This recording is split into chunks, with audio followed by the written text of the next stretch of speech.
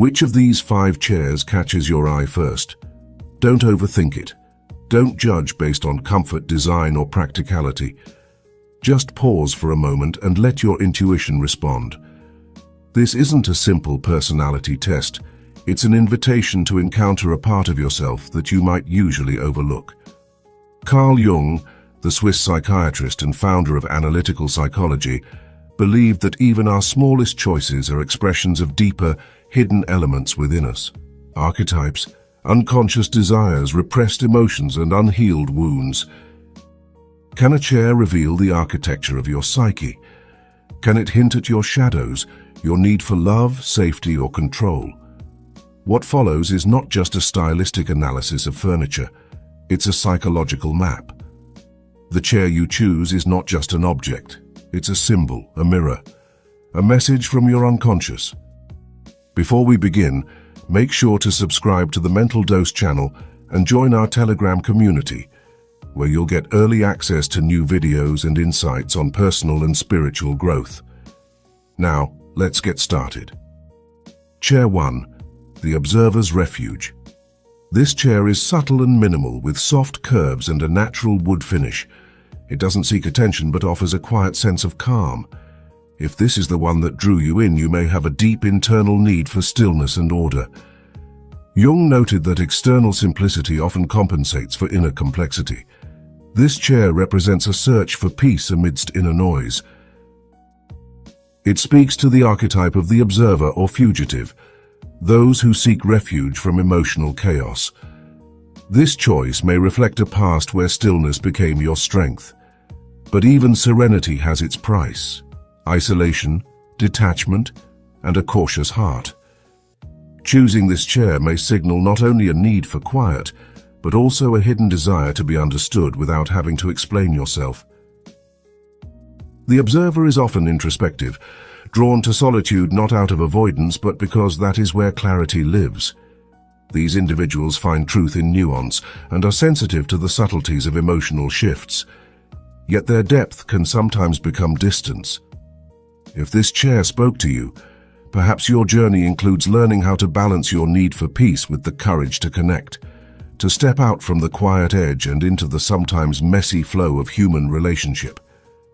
Let's now transition from silence and simplicity to a different form of strength, the one rooted in structure, legacy, and timeless order. Chair 2. The Guardian of Structure.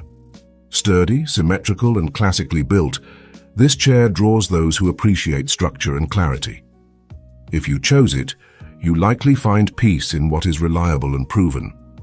This is not about rigidity, but about inner orientation. Jung described this as the realm of the traditionalist or protector archetype. People who resonate with this archetype often grew up in environments where stability was either present and cherished or absent and deeply missed. This chair symbolizes a grounded worldview, one that trusts in frameworks and principles. But be mindful, when structure becomes armor, it can block the unexpected joys of spontaneity. This preference may suggest an inner commitment to order, not for the sake of control alone, but to create a safe space for meaning to emerge. These are the builders of traditions, the ones who keep things steady when the world shifts. But behind that steadiness may also be an anxiety about unpredictability, a fear of falling apart if the framework cracks. Choosing this chair could be an invitation to examine whether your structure nurtures your spirit or limits it.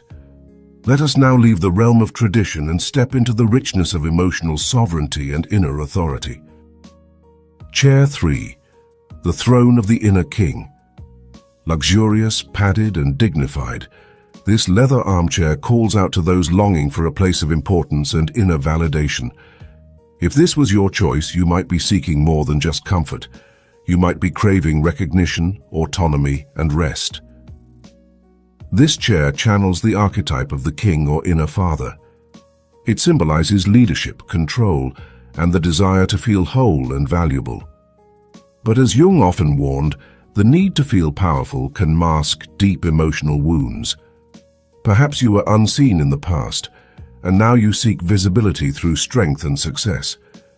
The challenge here is learning to step off the throne and allow yourself to be loved, not for your role, but for your essence. The king archetype holds space for order, vision, and stability, but also the burden of always being the one in charge. For many, this chair reveals a longing to finally rest, to not always have to be the provider, the strong one, the responsible one.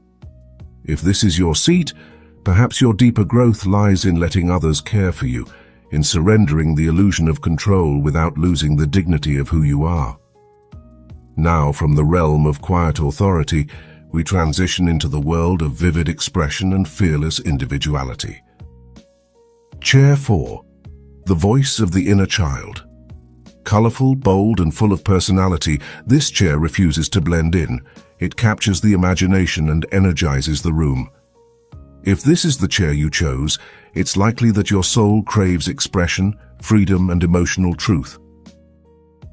This is the domain of the divine child archetype, the artist, the dreamer, the one who believes that life should be more than repetition. Those drawn to this chair often had to mute their creativity in environments that valued conformity. Today, that silenced child may be asking to be heard, seen, and celebrated. But remember, expression can also be armor. Sometimes we wear brightness to mask what hurts inside. This choice may also reflect a yearning to reclaim joy in its purest form, a desire to reconnect with the innocence and spontaneity that often get buried beneath adult responsibilities. People drawn to this archetype often feel things intensely and experience the world with a vibrant, soulful lens. But that same sensitivity can also make them feel out of place or misunderstood in a world that prioritizes logic over wonder. Choosing this chair could mean you're not just longing to be seen, but to live fully, unapologetically, and from the heart. Before we go on, if this video is helping you see things more clearly, consider sharing it with someone who needs it. And if you'd like to support this kind of thoughtful content, you can click the thanks button below. Your support truly helps. Now, let's continue. Chair 5. The Fortress of the Warrior. Simple, raw, and resilient, a mix of metal and wood. This chair doesn't offer softness, but it offers strength. Those who choose it often value emotional independence and are fiercely protective of their inner life. Jung would associate this with the warrior or hermit archetype. These individuals have often faced adversity and emerged hardened but capable. This chair doesn't cradle you, it challenges you. But even the strongest walls can become prisons. Ask yourself, does your strength protect you or does it separate you? Are you guarding your peace or are you isolating your pain? This archetype often emerges in those who had to grow up too quickly, whose emotional environment demanded self-sufficiency at an early age. As a result, vulnerability became risky, and self-reliance turned into a virtue and a shield. The warrior learns to endure, to push forward, to stay composed even in the midst of internal storms.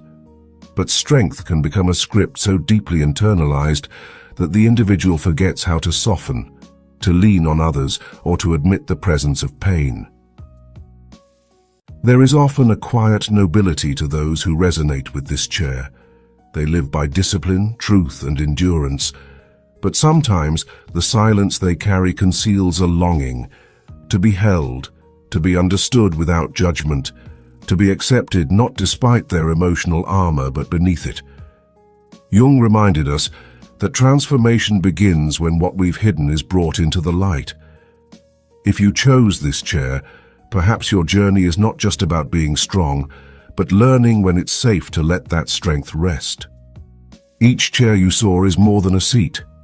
It's a symbol of something alive within you, a need, a defense, a dream, a story. Jung taught that symbols are how the unconscious speaks, and when we listen deeply, transformation begins. Your choice today was not accidental. It was a whisper from your deeper self.